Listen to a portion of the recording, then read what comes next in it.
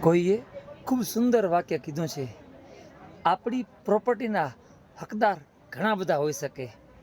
આપણી પ્રોપર્ટીના હકદાર ઘણા બધા હોઈ શકે, પરંતુ આપણા કર્મોના ઉત્તરાધિકારી સિર્ફ એકમાત્ર પોતે જ હોય છે. માટે કર્મ હંમેશા જોઈ વિચારીને કરવા. જય દ્વારકાધીશ. હું ભરત પટેલ, તમારો મિત્ર, ફરી એક નાનકડી વાત લઈને આવ્યો છું. એક બાબાજી હતા, સંત બાબાજી હતા. પોતાના આશ્રમથી નીકળી અને બહાર શહેરમાં ભિક્ષા લેવા માટે નીકળ્યા. તે રસ્તામાં જતા હતા, તેમને થયું કે આજનો તો મારો થઈ જશે કોટો પૂરો, કે આજ તો ભિક્ષા મને મળી જશે, કાલનું કાલ વિચારશું. એ ભાવથી નીકળ્યા. એ પોતાના આશ્રમથી શહેર જવા નીકળ્યા. તે રસ્તામાં થોડો થોડો વરસાદ આવવા માંડ્યો. તોય પણ એ બસ પ્રભુનામાં લીન ભક્તિભાવ કરતા જતા રહ્યા. વાહ પ્રભુ વાહ, તમે જ્યાં રાખો ત્યાં બહુ મસ્ત રાખો છો, તમે કેવું મસ્ત વાતાવરણ કરી નાખ્યું. પ્રભુનો આભાર માની અને આગળ જતા રહ્યા. મનો પ્રભુનું નામ અને આનંદમાં જતો હતા. એમને તે આગળ ગયા, તે ખૂણામાં એક હલવાઈ મીઠાઈની દુકાન જોઈ. એમને મીઠાઈની દુકાનમાં ગરમા ગરમ જલેબી બનતી રહી. આમ રાઉન્ડ ભરી ગરમા ગરમ જલેબી બનતી રહી. એને મોઢામાં પાણી આવી ગયું કે કાશ મારે જલેબી ખાવી છે, પણ કે સવારના પર કેમ ભિક્ષા મારે માંગવી. કે થોડી વાર ઊભા રહ્યા, સામે ઊભા રહ્યા. ત્યારે મીઠાઈવાળાને થયું કે બાબાજી ઘણા સમયથી ઊભા છે, કદાચ એને મીઠાઈ ખાવી હશે, કે જલેબી ખાવી હશે. કે એ પણ હતો ને દુકાનવાળા ભાઈ, એ પણ ખૂબ દયાવાન હતો. તેને બાબાજીને અવાજ માર્યો, બાબાજી અહીંયા આવો. બાબાજી ગયા. બાબાજીને પ્લેટમાં ગરમા ગરમ જલેબી આપી, ગરમા ગરમ સમોસા આપ્યા. બાબાજીને ખાવા ગયો. બાબાજી મન ભરીને ખાધું, ખૂબ તૃપ્ત થયા અને આશીર્વાદ આપ્યા કે બેટા સદા સુખી રહે, તારી દુકાન હજી 3-4 વધશે તો બહુ સુખી સંપન્ન થાય છે. કે એમ આશીર્વાદ દઈ બાબાજી તો પોતપોતાની મસ્તીમાં નીકળી પડ્યા. થોડી વાર વધારે વરસાદ આવવા માંડી ગયો, તો પણ બાબાજી તો બસ એમને પલળતા જતા રહ્યા. ખબર છે, આપણે વરસાદ ઘણો આવે ને તો કે રસ્તા ઉપર ખાડા હોય ને, તે ખાબોચિયા ભરાઈ જાય પાણીથી. આપણે નાનપણમાં રમતા, સ્કૂલથી આપણે આવતા તો કેમ આપણે પગમાં છપછપિયા કરતા કે છાંટા ઉડાડતા. બાબાજી પોતાની મસ્તીને પ્રભુ નામ લે અને આમ કરતા રહ્યા. ત્યાં આગળ ખડો હશે, બાબાજીને ખબર નહીં. તે લત મારી છાંટા ઉડ્યા પોતાની મસ્તીમાં. એ તો મસ્તીમાં હતા. ત્યાં પાછળ એક છે ને નવવિવાહિત જોડું આવી રહ્યું હતું, જેના લગ્ન એકદમ તાજા થઈ ગયા હતા. તેમના ઘરના હતા ને, એમને તો છાંટા ઉડ્યા, એમની સાડીમાં છાંટા ઉડ્યા. તે ભાઈ તો ખૂબ ગુસ્સાવાળા હતા. ભાઈ એમ થયું કે મારી બાયડી ઉપર જાણે છાંટા ઉડાડ્યા પાણીને બાબાજીને આવાથી. કે એ દોડીને બાબાજી કને ગયા. આગળ જઈ અને બાબાજીને કીધું કે તેમ કેમ મારા પત્ની ઉપર પાણી ઉડાડ્યું, આમ તેમ બસ કરવા માંડ્યા. ઝઘડો કરવા માંડ્યા. એટલે બાબાજી તો એમની મસ્તીમાં હતા.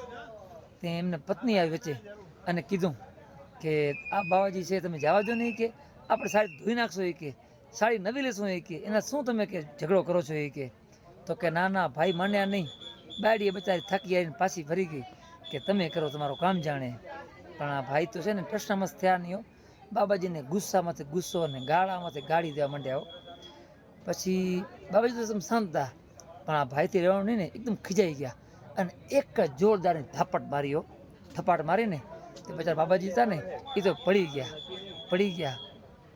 ગયા નહીં. તો પ્રભુને કહેવા માંડ્યા, વાહ પ્રભુ વાહ, તારી કેવી લીલા છે. કે તું ક્યારેક ગરમા ગરમ જલેબી ખવડાવે છે, ક્યારેક ગરમા ગરમ સમોસા ખવડાવે છે, અને ક્યારેક ગરમા ગરમ થપ્પડ મરાવશો. કે પણ હશે દેવ તારી માયા. કે બાબાજી તો ઊભા થઈ અને પોતાના મસ્તીમાં નીકળી પડ્યા.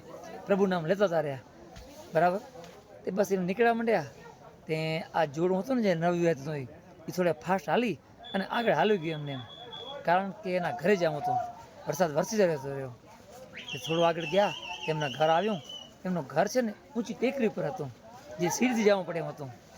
સીડી ઉપર ચડ્યા અને સીડીમાં જવા પડ્યા ને, ભાઈ તો ગુસ્સામાં હતા જ.